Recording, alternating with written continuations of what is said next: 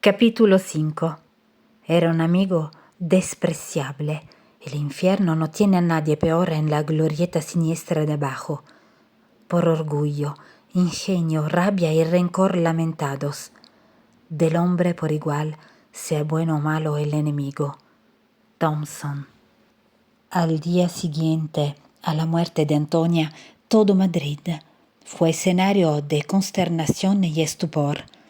Un arquero que había presenciado la aventura del sepulcro había relatado indiscretamente las circunstancias del asesinato y había contado también quién era el asesino.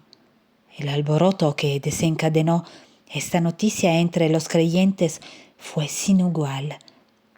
La mayoría no lo creyó y fue en persona a la abadía para confirmar el hecho. Ansiosos por evitar la vergüenza a la que la mala conducta del superior exponía a toda la comunidad, los monjes aseguraron a los visitantes que Ambrosio no podía recibirles como siempre, simplemente por enfermedad. Este recurso fue infructuoso. A repetir día tras día la misma excusa, la historia del arquero fue adquiriendo verosimilitud poco a poco. Sus partidarios le abandonaron. Nadie abrigó ya dudas de que era culpable. Y los que antes le habían alabado con más ardor eran ahora los que más vociferaban condenándole. Mientras se discutía en Madrid con la mayor aspereza su inocencia o su culpa, Ambrosio era presa de los tormentos de su conciencia criminal y de los terrores del castigo que se cernían sobre él. Cuando pensaba en qué altura se encontraba hacía poco y lo universalmente respetado y honrado que había sido. En paz con todo el mundo y consigo mismo, apenas podía creer que fuese efectivamente el culpable cuyos crímenes y destino le hacían estremecer. Pero habían transcurrido algunas semanas desde que fuera puro y virtuoso, respetado por los más sabios y nobles de Madrid, y venerado por el pueblo con un fervor que rayaba la idolatría. Ahora se encontraba manchado con los pecados más abominables y monstruosos. Era objeto de universal execración, prisionero del Santo Oficio, y probablemente estaba condenado a perecer bajo las torturas más severas. No podía esperar engañar a los jueces. Las pruebas de su culpa eran demasiado sólidas. El hecho de hallarse en el sepulcro a hora tardía, su confusión al ser descubierto, la daga que en su primera alarma había confesado haber ocultado y la sangre de Antonia que había salpicado su hábito, le señalaban suficientemente como el asesino. Aguardaba con angustia el día del interrogatorio. No tenía nada que le consolase en su desdicha. La religión no podía inspirarle fortaleza. Si leía los libros de moral que habían puesto en sus manos, no veía en ellos otra cosa que la enormidad de sus delitos. Si intentaba rezar, recordaba que no merecía la protección del cielo y juzgaba sus crímenes tan monstruosos que anulaban incluso la infinita bondad de Dios. Pensaba que para cualquier otro pecador podía haber esperanza, pero que para él no había ninguna. Estremeciéndose ante su pasado, angustiado por el presente y asustado por el futuro. Así pasó los pocos días previos al designado para su juicio. Y llegó ese día. A las 9 de la mañana se abrió la puerta de su celda y entrando su carcelero le ordenó que le siguiese. Le obedeció tembloroso. Fue conducido a un recinto espacioso, tapizado con paños negros. Ante la mesa había sentados 3 hombres con expresión grave, también vestidos de negro. Uno de ellos era el inquisidor general, a quien la importancia del caso había inducido a intervenir personalmente. En otra mesa, más pequeña, a poca distancia, se hallaba sentado el secretario, provisto de todos los necesarios utensilios de escribir. Se le hizo seña a Ambrosio de que avanzase y tomase asiento en el extremo inferior de la mesa. Al mirar hacia abajo descubrió diversos instrumentos de hierro esparcidos por el suelo. Sus formas eran extrañas, pero su aprensión le hizo adivinar inmediatamente que se trataba de ingenios de tortura. Se puso pálido y con mucha dificultad evitó caerse al suelo sin conocimiento. Reinaba un profundo silencio, salvo cuando los inquisidores se susurraban misteriosamente algunas palabras. Transcurrió cerca de una hora, y ya cada segundo los temores de Ambrosio se hacían más punzantes. Por último, una pequeña puerta en el extremo opuesto a la entrada chirrió pesadamente sobre sus goznes. Apareció un oficial, seguido inmediatamente de la hermosa Matilde. Los cabellos le caían en desorden, tenía las mejillas pálidas y los ojos hundidos y ojerosos. Dirigió una triste mirada a Ambrosio y le devolvió otra de aversión y reproche. La colocaron frente a él. Sonó 3 veces una campanilla. Era la señal de apertura del juicio y los inquisidores iniciaron su trabajo. En estos juicios no se mencionan ni la acusación ni el nombre del acusado. A los acusados solo se les pregunta si quieren confesar. Si contestan que no tienen ningún crimen del que hacer confesión, son sometidos a una tortura sin demora. Esto se repite a intervalos, tanto si los sospechosos se confiesan culpables como si se cansa y agota la perseverancia de los interrogadores. Pero sin un reconocimiento directo de su culpa, la Inquisición jamás pronuncia la sentencia final de sus prisioneros. En general, se permite que transcurra mucho tiempo antes de interrogarles. Pero el proceso de Ambrosio se había acelerado debido a un solemne auto de fe que iba a tener lugar a los pocos días y en el cual los inquisidores pretendían incluir al culpable, dando así testimonio patente de su celo. El abad no había sido acusado solo de violación y homicidio, se le imputó además el crimen de brujería, así como a Matilde, y ésta la habían detenido como cómplice del asesinato de Antonia. A registrar su celda se encontraron varios instrumentos y libros sospechosos que justificaban la acusación de que se le hacía objeto. Para incriminar al monje se presentó el espejo brillante que Matilde había dejado accidentalmente en la habitación de él. Las extrañas figuras que tenía grabadas atrajeron la atención de don Ramírez cuando registraron la celda del abad, así que se lo llevó consigo. Se lo mostró al inquisidor general, el cual, tras examinarlo un rato, cogió una pequeña crucecita de oro que colgaba de su cíngulo y la depositó sobre el espejo. Instantáneamente se oyó un gran ruido semejante al estallido de un trueno y el acero se quebró en 1000 pedazos. Esta circunstancia confirmó la sospecha de que el monje practicaba la magia. Incluso se supuso que su anterior influencia sobre los espíritus de la gente se debía atribuir enteramente a la brujería. Decididos a hacerle confesar no solo los crímenes que había cometido, sino también aquellos de los que era inocente, los inquisidores iniciaron su interrogatorio. Aunque tenía miedo a las torturas y más aún a una muerte que lo arrojaría a los tormentos eternos, el abad proclamó su pureza con voz firme y decidida. Matilde siguió su ejemplo, aunque habló asustada y temblorosa. Tras haberle exhortado en vano a que confesase, los inquisidores ordenaron que se le sometiese a la tortura. La orden fue ejecutada inmediatamente y Ambrosio sufrió los más violentos dolores que jamás haya inventado la humana crueldad.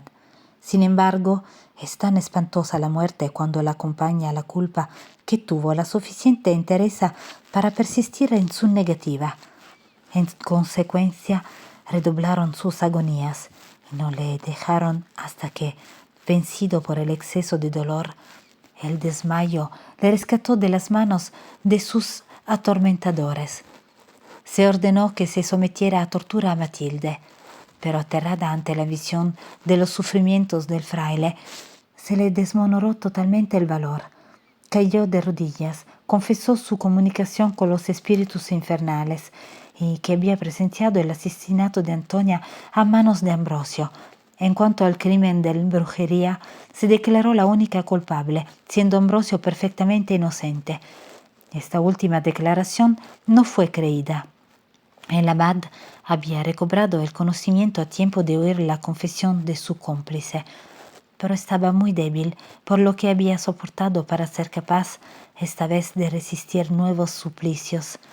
Se le mandó de nuevo a su celda, aunque primero se le informó de que, tan pronto como recobrase la fuerza suficiente, debía prepararse para una segunda sesión. Los inquisidores esperaban encontrarle esta vez menos endurecido y obstinado. A Matilde se le anunció que debía expiar su crimen en la hoguera del próximo auto de fe. Todas sus lágrimas y súplicas no pudieron valer para que le fuese mitigada su sentencia y la sacaron a la fuerza de la sala de tribunal. De nuevo en el calabozo, los sufrimientos corporales de Ambrosio fueron mucho más soportables que los de su espíritu.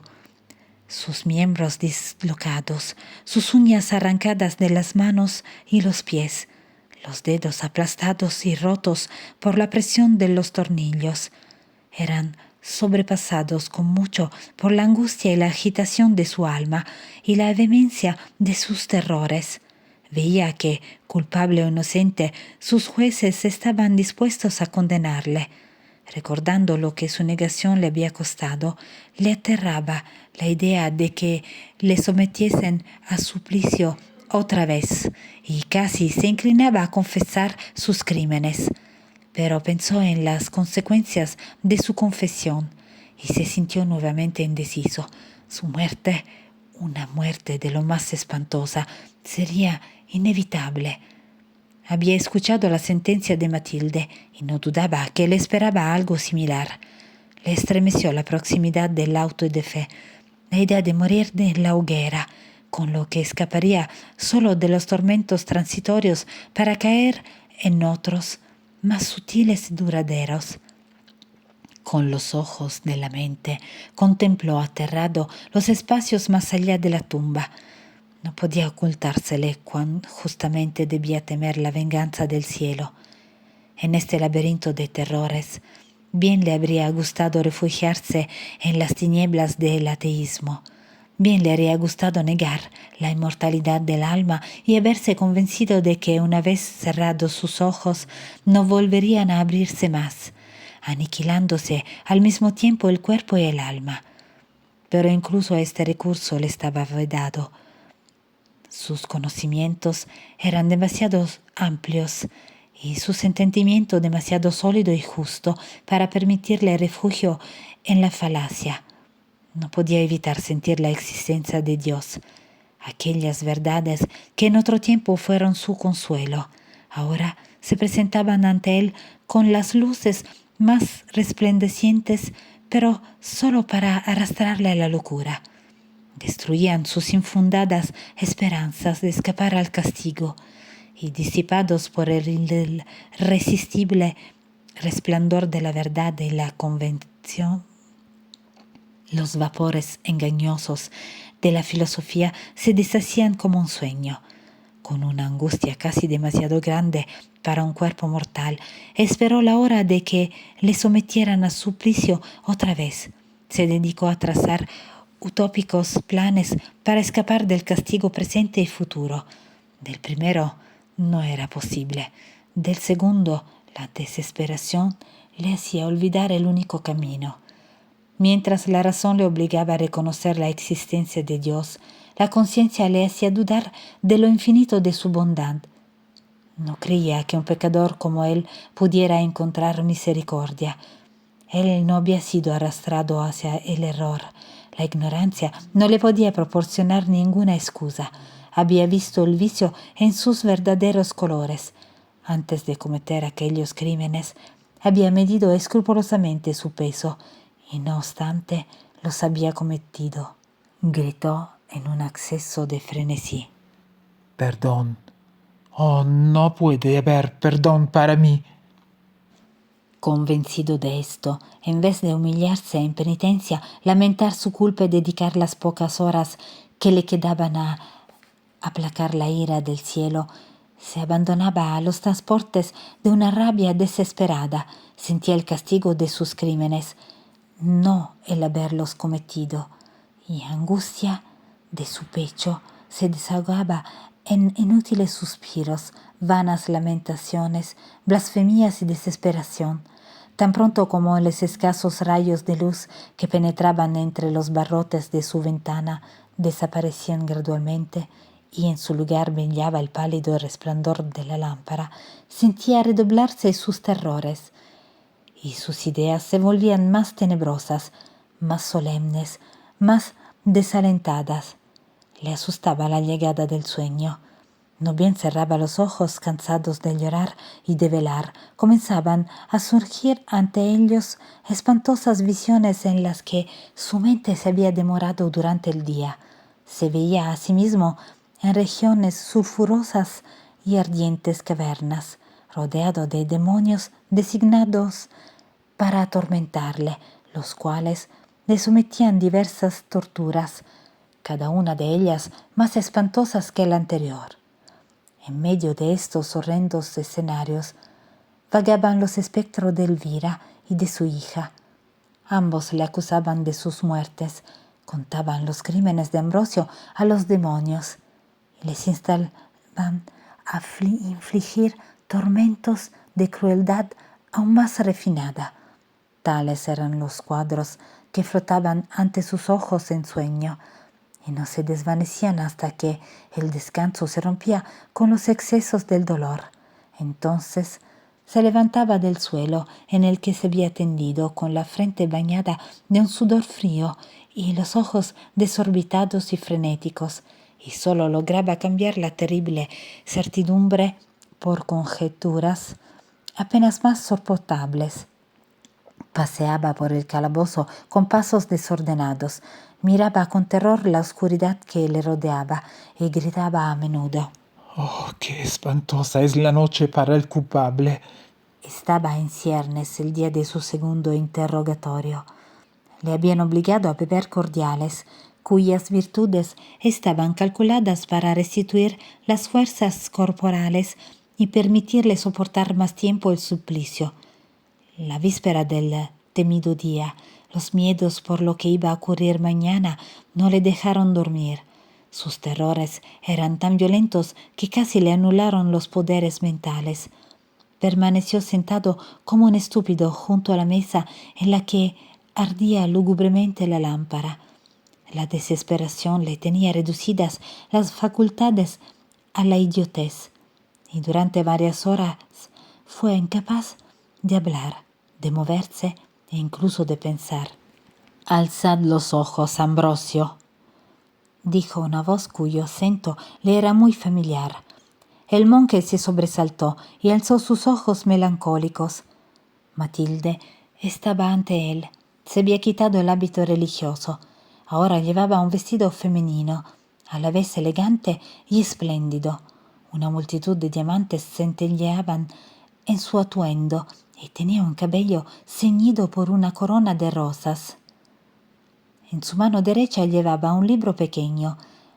Una animada expresión de alegría resplandecía en su semblante, pero incluso ésta contenía una especie de imperiosa majestad que inspiró al monje gran temor y reprimió en cierto modo sus transportes al verla.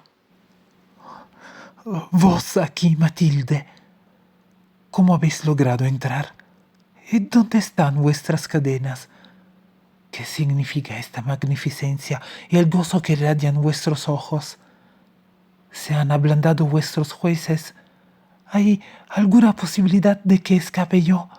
Contestadme por compasión y decidme qué debo esperar o temer. Ambrosio respondió con aire de autoritaria dignidad.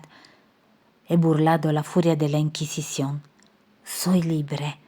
En unos momentos habré puesto reinos entre esa mazmorra y yo. Sin embargo, he comprado mi libertad a un alto precio, a un precio espantoso. ¿Os atrevéis a pagar lo mismo, Ambrosio? ¿Os atrevéis a salvar sin temor los límites que separan a los hombres de los ángeles? Calláis. Me miráis con ojos de alarma y de recelo. Leo vuestros pensamientos y os confieso que son justos.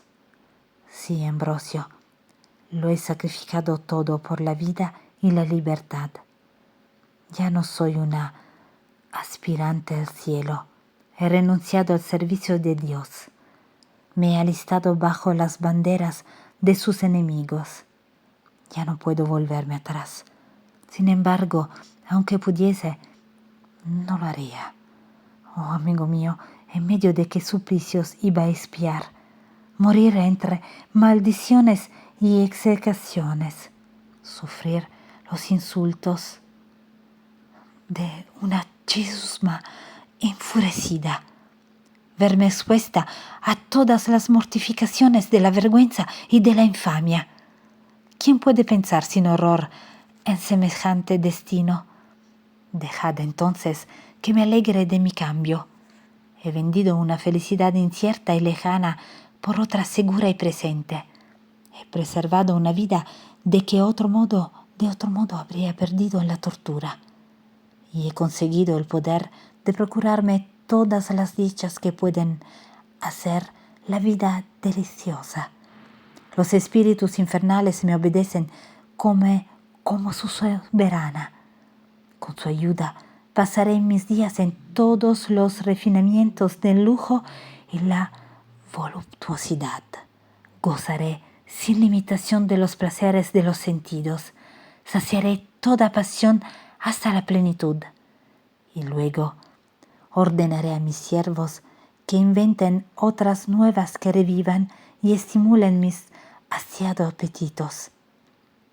Voy impaciente a ejercer mi recién ganado dominio. Anhelo encontrarme en libertad.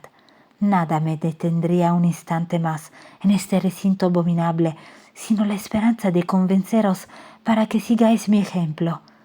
Ambrosio, os amo todavía. Nuestra mutua culpa y peligro os han hecho aún más querido mis ojos, y me alegraría muchísimo salvaros de vuestra inminente destrucción. Decidíos, pues, por vuestro bien, y renunciad a cambio de unos beneficios inmediatos y ciertos a las esperanzas de una salvación difícil de obtener y quizá completamente errónea. Desechad los prejuicios de las almas vulgares. Abandonad a Dios, que os ha abandonado, y elevaos al plano de los seres superiores. Calló esperando la respuesta del monje. Este se estremeció en el momento de hablar. Matilde, ¿qué precio habéis pagado por vuestra libertad?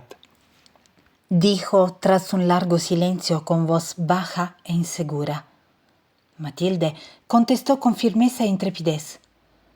Ambrosio, he pagado mi alma. Desdichada, ¿qué habéis hecho? Dentro de pocos años, qué espantosos serán vuestros sufrimientos. Hombre débil. Cuando pase esta noche, cuán espantosos serán los vuestros. ¿Recordáis los que habéis soportado ya? Mañana deberéis sufrir tormentos doblemente intensos. ¿Recordáis los horrores de las llamas? Pasado mañana seréis una víctima más de la hoguera. ¿Qué será entonces de vos? ¿Aún os atrevéis a esperar vuestro perdón? ¿Aún ¿Os dejáis seducir por esas falsas visiones de salvación? Pensad en vuestros crímenes. Pensad en vuestra lujuria, en vuestro perjurio, inhumanidad e hipocresía. Pensad en la sangre inocente que clama venganza ante el trono de Dios. Y luego, pensad en la esperanza que podéis esperar. Soñáis con el cielo, suspiráis por la luz y los reinos de paz y placer. Absurdo. Abrid los ojos, Ambrosio, y sed prudente. Vuestro destino es el infierno. Estáis destinado a la condenación eterna. Nada os espera al otro lado de la tumba, sino un abismo de llamas devoradas. ¿Acaso queréis ir cuanto antes a ese abismo? ¿Queréis estrechar esa perdición en vuestros brazos antes de lo necesario? ¿Queréis zambulliros en esas llamas cuando tenéis la posibilidad de evitarlas todavía? Eso es una locura. No, Ambrosio, dejaos de aconsejar por mí. Comprad con un instante de valor la dicha de unos años. Gozad del presente y olvidad lo que el futuro arrastra detrás. Matilde, vuestros consejos son peligrosos. No me atrevo, no quiero seguirlos. No puedo renunciar a mi derecho a la salvación. Mis crímenes son monstruosos, pero Dios es misericordioso, así que no quiero desesperar del perdón. ¿Esa es vuestra decisión? Entonces, no tengo nada más que decir. Corro el goce y la libertad, y os dejo a la muerte y los tormentos eternos. Aguardad un momento. Matilde, os mandáis a los demonios infernales. Podéis obligarlos a abrir estas puertas. Podéis salvarme de estas cadenas que me agobian. Salvadme, os lo suplico, y alejadme de esta morada abominable. Me pedís la única merced que mi poder no puede conceder. Me está prohibido ayudar a un religioso y partidario de Dios. Renunciad a esos títulos y ordenadme. No quiero entregar mi alma a la perdición.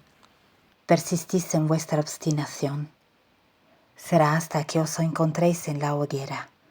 Entonces os arrepentiréis de vuestro error y desearéis escapar cuando no tenga remedio. Os dejo. Sin embargo, antes de que llegue la hora de la muerte, la prudencia debería iluminaros. Escuchad cómo podéis reparar esta falta presente.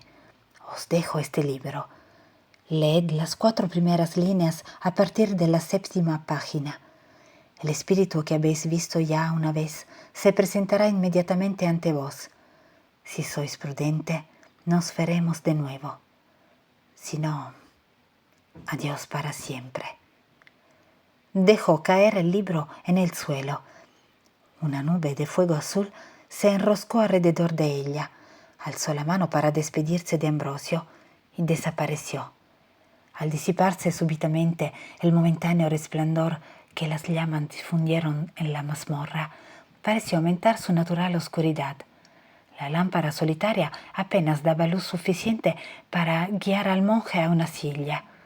Se dejó caer en su asiento, cruzó los brazos y apoyando la cabeza sobre la mesa, se sumió en perplejas e inconexas reflexiones.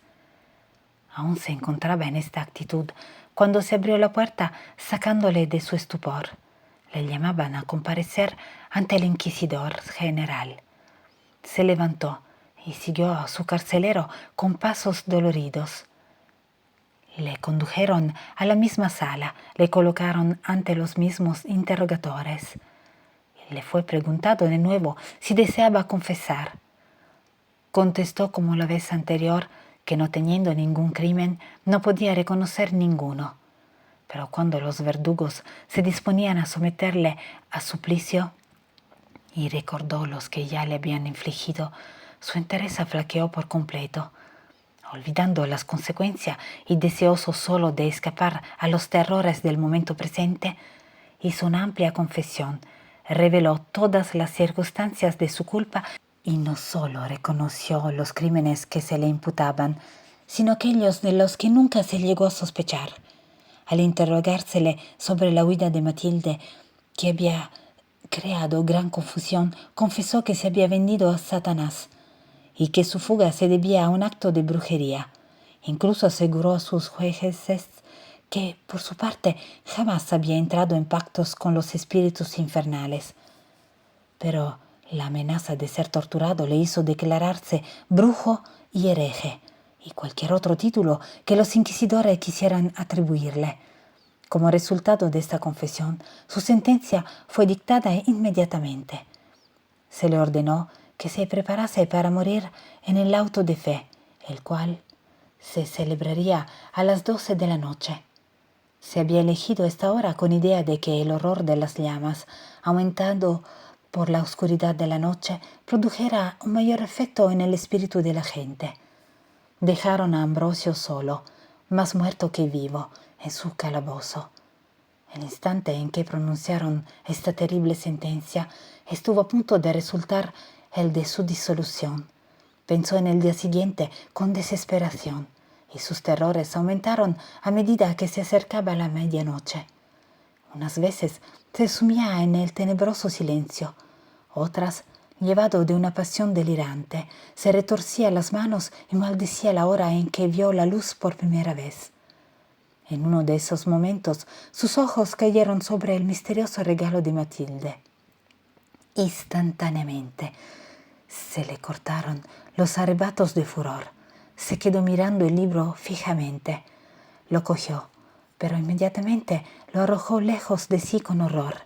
Se puso a pasear nervioso por el calabozo. Luego se detuvo y clavó la mirada en el lugar donde había ido a parar el libro. Pensó que aquí al menos habría un remedio para el destino que tanto le asustaba. Se inclinó y lo cogió por segunda vez. Durante un rato permaneció indeciso y tembloroso. Deseaba fervientemente probar el encantamiento, aunque temía sus consecuencias. El recuerdo de su sentencia le hizo vencer al fin su indecisión. Abrió el volumen, pero su agitación era tan grande que al principio buscó inútilmente la página que Matilde le había dicho. Avergonzado de sí mismo, apeló a todo el valor que le quedaba. Abrió por la página 7. Empezó a leer en voz alta, pero sus ojos se apartaban de cuando en cuando del libro y buscaban en torno suyo al espíritu que deseaba, aunque temía ver.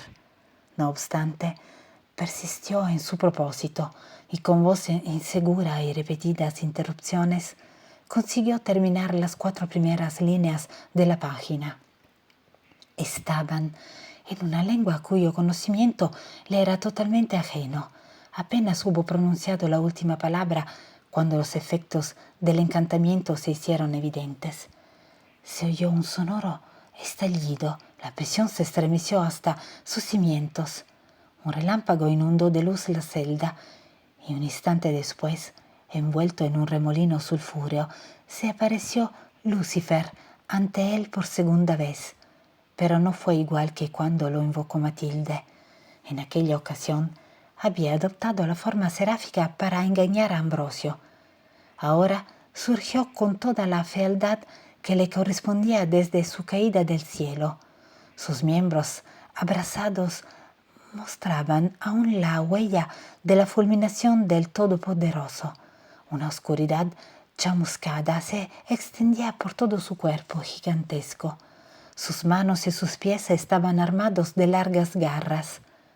La furia relampagueaba en sus ojos, capaces de paralizar el corazón más esforzado. Sobre sus hombros se cimbreaban 2 enormes alas negras y en lugar de cabellos tenía serpientes vivas que se retorcían alrededor de su frente emitiendo silbidos espantosos. En una mano llevaba un pergamino y en la otra una pluma de hierro. El relámpago seguía destellando a su alrededor y el trueno, con repetidos estallidos, parecía anunciar la disolución de la naturaleza. Aterrado ante esta aparición tan distinta de la que había esperado, Ambrosio se quedó mirando al demonio, incapaz de proferir una palabra. Cesó el trueno, un silencio universal reinaba en la mazmorra. ¿Para qué has invocado aquí? Dijo el demonio con una voz que las brumas sulfurosas habían empañado hasta la ronquera. La naturaleza se estremeció ante esas palabras. Un violento terremoto sacudió el suelo, acompañado de nuevos estallidos del trueno, más fuertes y ensordecedores que el primero. Ambrosio estuvo un rato sin poder responder a la pregunta del demonio. Estoy condenado a morir. Sálvame, llévame de aquí. Dijo al fin con voz desfallecida y sin sangre en las venas, mientras miraba a su espantoso visitante. Se me pagarán mis servicios. ¿Te atreves a abrazar mi causa? Serás mía en cuerpo y alma. ¿Estás dispuesto a renunciar a aquel que te ha hecho, a aquel que murió por ti? Contesta solo sí, y Lucifer será tu esclavo. No te contentarás con un precio menos alto. No puedes satisfacerte nada sino mi eterna ruina. Espíritu, pides demasiado, pero llévame de este calabozo. Sé mi siervo por una hora y seré tuyo durante 1000 años. ¿No te basta esta oferta? No, debes entregarme tu alma. Debes ser mía para siempre. Demonio insaciable, no quiero condenarme a los tormentos eternos. No quiero renunciar a mis esperanzas de ser perdonado algún día. ¿No quieres? ¿En qué quimera cifras tus esperanzas? Miope mortal, miserable desdichado, no eres culpable, no eres infame a los ojos de los hombres y de los ángeles. ¿Acaso pueden ser perdonados tus enormes pecados? ¿Esperas escapar a mi poder? Tu destino está ya sentenciado. El Eterno te ha abandonado. Para mí, estás señalado en el libro del destino, y mío debes y tienes que ser. Espíritu infernal, eso es falso. La misericordia del Todopoderoso es infinita y el penitente puede alcanzar su perdón. Mis crímenes son monstruosos, pero no renunciaré a su clemencia. Quizá cuando hayan recibido la debida penitencia. Penitencia. Pretendes ir al purgatorio con unos crímenes como los tuyos. Esperas que se te perdonen tus ofensas con oraciones de beatas supersticiosas y monjes perezosos. Ambrosio, sé sensato. Serás mío. Estás condenado a las llamas, aunque puedes evitarlas de momento. Firma este pergamino. Te sacaré de aquí y podrás pasar el resto de tu vida en la dicha y libertad. Disfruta de tu existencia. Saborea todos los placeres a los que te inclina el apetito. Pero desde el momento en que abandones tu cuerpo, recuerda que tu alma me pertenecerá. Y que no dejaré de reclamar mis derechos. El monje guardó silencio, pero sus miradas manifestaban que las palabras del tentador no habían caído en vacío. Pensaba con horror en las condiciones que le proponía. Por otro lado, se creía condenado ya, y que a rechazar la ayuda del demonio no hacía más que acelerar las torturas de las que jamás se escaparía. El enemigo vio que su firmeza flaqueaba, renovó sus insistencias y trató de sorprender la indecisión del abad. Le describió las agonías de la muerte con los más terribles colores y excitó tan poderosamente la desesperación y los terrores de Ambrosio que le persuadió para que aceptase el pergamino. Luego clavó la pluma de hierro en una vena de la mano izquierda del monje. le penetró profundamente y se llenó instantáneamente de sangre. Sin embargo, Ambrosio no sintió dolor alguno en la herida. Le puso la pluma en su mano temblorosa. El desdichado colocó el pergamino sobre la mesa que tenía ante sí y se dispuso a firmarlo. De repente contuvo la mano, se echó atrás y arrojó la pluma sobre la mesa. ¿Qué estoy haciendo? Déjame, vete, no quiero firmar el pergamino. Necio, ¿así te burlas de mí? Quédate entonces, húndete en la agonía, expira entre torturas y luego comprueba el alcance de la misericordia divina. Pero ten cuidado de no hacerme otra vez objeto de tus burlas. No me vuelvas a llamar hasta que hayas resuelto aceptar mis sufrimientos. Invócame para echarme en balde. Y estas garras te destrozarán en 1000 pedazos. Habla. ¿Vas a firmar el pergamino? No, déjame, fuera. Instantáneamente se oyó el estampido espantoso del trueno. Una vez más se estremeció la tierra con violencia. La mazmorra se pobló de horrísonos alaridos y el demonio huyó entre blasfemias y maldiciones. Al principio el monje se alegró de haber resistido a las artes del seductor y de haber obtenido un triunfo sobre el enemigo de la humanidad. Pero a medida que la hora del castigo se acercaba, los terrores comenzaron a revivir en su corazón. Su momentáneo descanso pareció conferirles renovado vigor. Cuanto más se acercaba la hora, más miedo tenía de presentarse ante el trono de Dios. Se estremeció al pensar en lo pronto que se sumergiría en la eternidad, en lo pronto que se hallaría ante los ojos del Creador, a quien tan gravemente había ofendido. La campana anunció la medianoche. Era la señal para conducirle a la hoguera. Al oír el primer tañido, la sangre dejó de circular en las venas del abad. En cada ruido oyó murmurar a la muerte y la tortura. Esperaba ver entrar en la prisión a los arqueros, y cuando la campana cesó, cogió el libro mágico en un arrebato de desesperación. Lo abrió, buscó atropelladamente la 7ª página y, como si temiese concederse un solo pensamiento, leyó a toda prisa las líneas fatales. Acompañado de sus anteriores terrores, Lucifer se apareció de nuevo ante el condenado. Me has llamado. ¿Estás dispuesto a mostrar más sensatez? ¿Quieres aceptar mis condiciones? Ya las conoces. Renuncia a tus pretensiones de salvación. Entrégame tu alma y yo te alejaré al instante de este calabozo. Aún es tiempo. Decídete antes de que sea demasiado tarde. ¿Quieres firmar el pergamino? Debo firmarlo. El destino me obliga. Acepto tus condiciones. Firma el pergamino. Instó el demonio en tono exultante. El contrato y la pluma ensangrentada aún estaban sobre la mesa. Ambrosio se acercó, se dispuso a estampar su nombre. Un instante de reflexión le hizo vacilar. Oyes, ya vienen, rápido, firma el pergamino y te sacaré de aquí en este instante.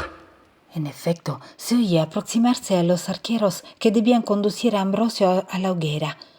El rumor de pasos animó al monje en su resolución. ¿Qué dice ese escrito? Que tu alma será mía para siempre y sin reserva. ¿Qué voy a recibir yo a cambio? Mi protección y la liberación de esta mazmorra. Fírmalo y al instante te sacaré. Ambrosio cogió la pluma, la puso sobre el pergamino. Nuevamente le flaqueó el valor, sintió una punzada de terror en el corazón y una vez más arrojó la pluma sobre la mesa. Pusilánime y pueril. Desecha de esa insensatez. Firma el escrito al instante o sucumbirás a mi furor. En ese momento se descorrió el cerrojo de la puerta. El prisionero oyó el ruido de cadenas. Cayó la pesada barra. Los arqueros estaban a punto de entrar. Enloquecido ante la proximidad de la muerte, aterrado por las amenazas del demonio y no viendo otro medio de escapar a la destrucción, el desdichado monje obedeció. Firmó el contrato fatal y lo puso apresuradamente en manos del espíritu infernal, cuyos ojos, al recibir tal regalo, centellearon con malévola alegría. Tómalo. Ahora sálvame. Aléjame de aquí. Un momento. Renuncias libre y absolutamente a tu creador y a su hijo. Renuncio, renuncio. Me entregas tu alma para siempre, Para siempre. sin reserva ni subterfugio, sin apelar en el futuro a la misericordia divina. Se oyó caer la última cadena de la prisión. La llave giró en la cerradura. Los goznes herrumbrosos empezaron a chirriar pesadamente. Soy tuyo para siempre y de manera irrevocable. Renuncio a todo derecho de salvación. No reconozco otro poder que el tuyo. Escucha, escucha, ya vienen. Oh, sálvame, sácame de aquí. Exclamó el monje, loco de terror. He triunfado. Eres mío sin remisión, así que cumpliré mi promesa. Mientras hablaba, se abrió la puerta. Instantáneamente el demonio agarró uno de los brazos de Ambrosio, extendió sus anchas alas y se elevó con él en el aire. Se abrió el techo mientras ascendían y volvió a cerrarse cuando hubieron abandonado la mazmorra. Entretanto, el carcelero se quedó estupefacto ante la desaparición del prisionero. Aunque ni él ni los arqueros tuvieron tiempo de presenciar la desaparición del monje, el olor a azufre que reinaba en la prisión delató suficientemente de qué medio se había valido para liberarse. Corrieron a informar al inquisidor general. La historia de cómo el demonio se había llevado a un hechicero corrió enseguida por todo Madrid, y durante algunos días en la ciudad entera no se discutió de otra cosa. Gradualmente fue dejando de ser tema de conversación. Otras aventuras surgieron, cuya novedad atrajo la atención general, y Ambrosio no tardó en caer en el olvido tan completamente como si jamás hubiese existido. Mientras esto ocurría, el monje, llevado por su guía infernal, cruzó los aires con la rapidez de una flecha, y unos instantes después se hallaba en el borde de un precipicio, el más profundo y escarpado de Sierra Morena. Aunque rescatado de la Inquisición, Ambrosio no sentía aún la dicha de la libertad. El condenatorio contrato agobiaba pesadamente su espíritu, y las escenas en las que había sido él el principal actor habían impreso en su alma tales huellas que en su corazón no reinaba sino la anarquía y la confusión. Los objetos que ahora tenía ante sus ojos y que la luna que ahora navegaba entre nubes permitía contemplar, no eran para inspirarle esa serenidad que tanto necesitaba. El trastorno de su imaginación aumentó ante la desolación del escenario que le rodeaba. Tenebrosas cavernas, empinados peñascos que se alzaban unos encima de otros y desgarraban las nubes pasajeras. Arboledas solitarias y aisladas, entre cuyas ramas retorcidas gemía ronco y lastimero el viento de la noche. El chillido estridente de las águilas de la montaña que hacían sus nidos en estos desiertos solitarios, el rugido ensordecedor de los torrentes hinchados por las lluvias recientes que se precipitaban impetuosas por los tremendos precipicios, y las negras aguas de un río silencioso que reflejaba debrilmente el resplandor de la luna y bañaba el pie del peñasco sobre el que se encontraba Ambrosio. El abad paseó en torno suyo una mirada de terror. Su guía infernal estaba aún a su lado y le contemplaba con una expresión que era mezcla de malicia, exultación y desprecio.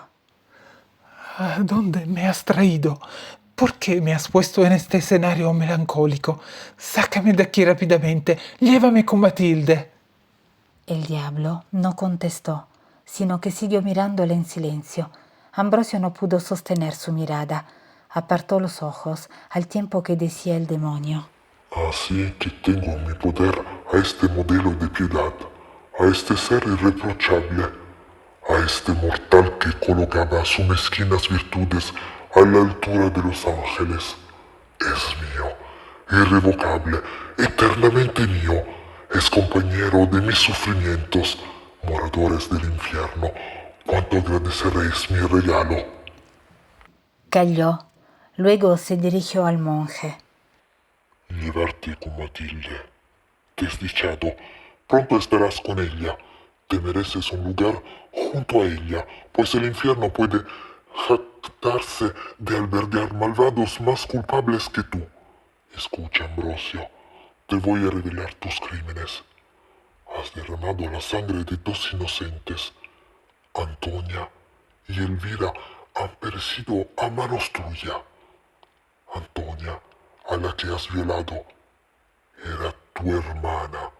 Elvira, a la que has asesinado, te dio el ser. Tiembla, hipócrita depravado, parricida inhumano, violador incestuoso. Tiembla ante la magnitud de tus delitos. Y eras tú quien se consideraba exento de toda tentación, libre de las humanas debilidades y lejos del error y del vicio.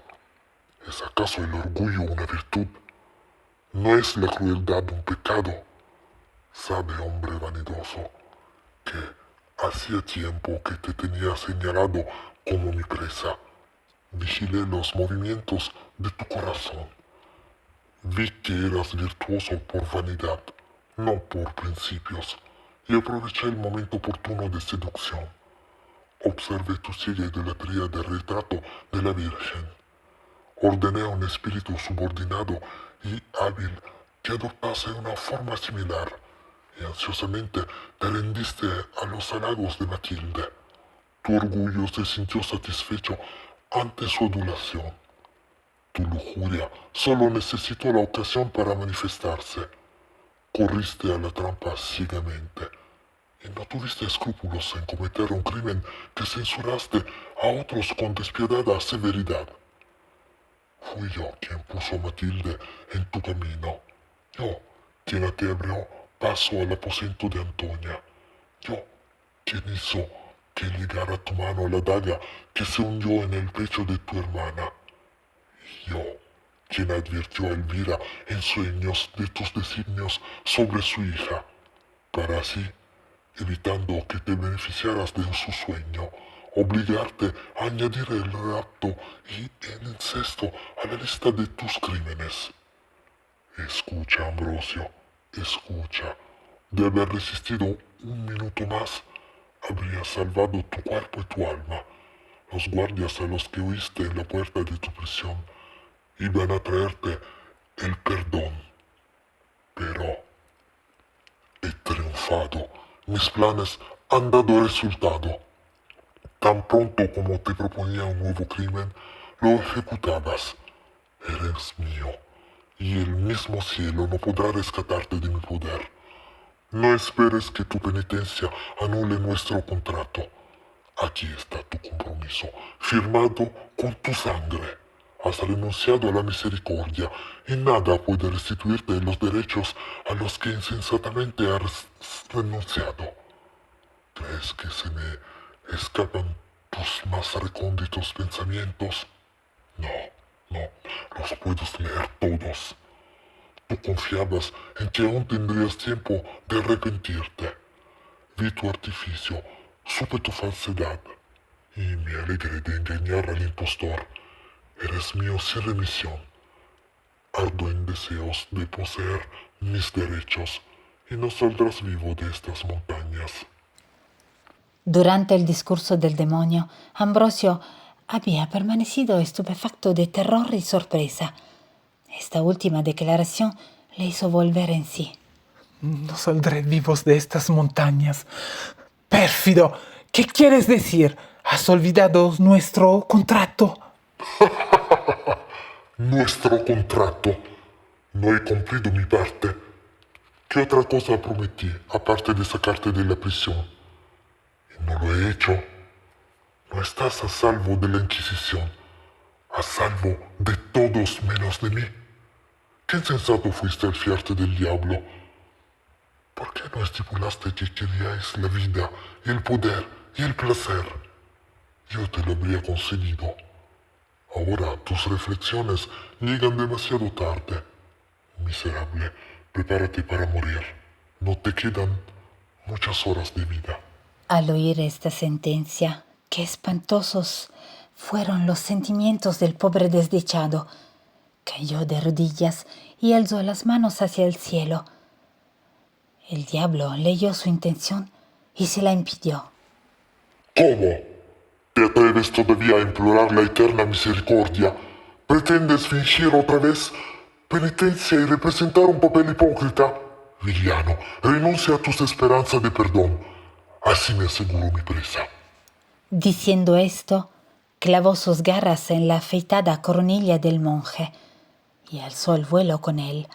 Las cavernas y las montañas resonaban con los gritos de Ambrosio. El demonio siguió elevándose hasta que alcanzó una altura enorme. Entonces soltó a su víctima. El monje cayó de cabeza en el aéreo vacío. Le recibió el afilado pico de una roca y siguió rodando de precipicio en precipicio hasta que, magullado y desfigurado, fue a parar a la orilla de un río. Aún había vida en su cuerpo miserable. Trató en vano de levantarse. Sus miembros rotos y dislocados se negaron a responder y no fue capaz de alejarse del lugar donde había caído. El sol se alzaba ahora por encima del horizonte. Sus rayos abrasadores dieron de lleno en la cabeza del agonizante pecador. Miles de insectos salieron atraídos por el calor y bebieron la sangre que goteaba de sus heridas. Ambrosio no tuvo fuerza para ahuyentarlos. Los vio agarrarse a sus llagas, clavar sus aguijones en su carne, cubrir en enjambre la superficie de su cuerpo e infligirle las torturas más intensas e insoportables. Las águilas de las rocas le arrancaron jirones de carne y le sacaron los ojos con sus picos retorcidos. Una sed insoportable le abrazaba. Oía el murmullo del río junto a él, pero en vano luchaba por arrastrarse hacia la orilla. Ciego, mutilado, desamparado y desesperado, desahogando su rabia con blasfemias y maldiciones, execrando su existencia, aunque aterrado ante la llegada de la muerte que le sumiría en suplicios aún mayores. El villano estuvo agonizando 6 días. Al 7º se desencadenó una violenta tormenta.